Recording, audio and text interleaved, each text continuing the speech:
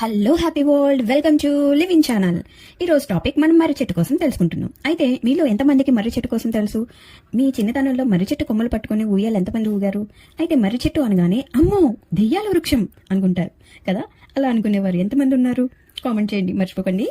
అయితే మర్రి చెట్టు అనగానే దెయ్యం చెట్టు అని అటు సైడ్ వెళ్లే వాళ్ళమే కాదండి మేము. కానీ మర్రి చెట్టు జ్ఞాన వృక్షం అని మీలో ఎంతమందికి తెలుసు? అవునండి, మర్రి చెట్టుని జ్ఞాన వృక్షం అని అంటారు. నాకు ఈ మధ్యనే తెలిసిందిలేండి మర్రి చెట్టుని జ్ఞానవృక్షం అంటారని. అసలు మర్రి చెట్టుని జ్ఞానవృక్షం అని ఎందుకన్నారో తెలుసుకుందాము కదండి. ఈ భూమి మీద ఏ చెట్టు అయినా సరే ఏ చెట్టు కింద భాగం నుండి పై భాగానికి నీరు పంపుతుంది కదా. కానీ ఒక్క మర్రి చెట్టు మాత్రమే ఆ చెట్టుకు ఉన్న ప్రతి కొమ్మలను భూమిలోకి పంపి ప్రతి కొమ్మలోకి నీటిని పంపుతుంది. అంతేకాదండి, చెట్టు కింద పడకుండా కొమ్మలకి మరికొన్ని కొమ్మలు వచ్చేలా చేసుకోవడం ఆ చెట్టు స్వభావం కూడా.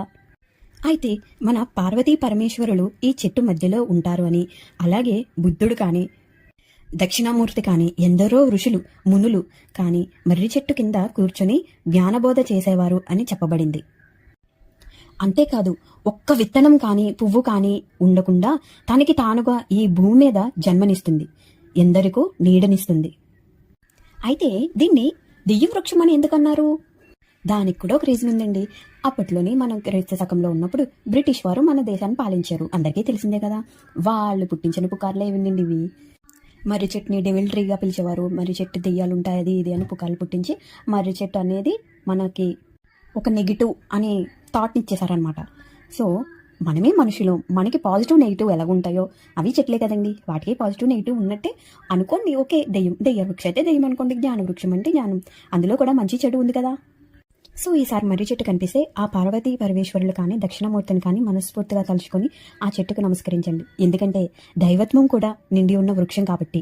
అంతేకాదు, తనలో ఒక కొమ్మ ద్వారా భూమి నుంచి ఇంకో వృక్షంగా ఇస్తుంది. అలా వచ్చిన వృక్షాన్ని అర్ధనారీశ్వరులుగా భావించి పూజిస్తారు కూడా. సో నాకు మర్రి చెట్టు కోసం ఇంతే తెలిసింది. మీకేమైనా మర్రి చెట్టు కోసం ఇంకా ఏమైనా తెలిస్తే కామెంట్ చేయండి. ఈసారి టాపిక్ మీకు నచ్చిందని అనుకుంటున్నాను. So please like, share and subscribe to my channel. Thank you for watching.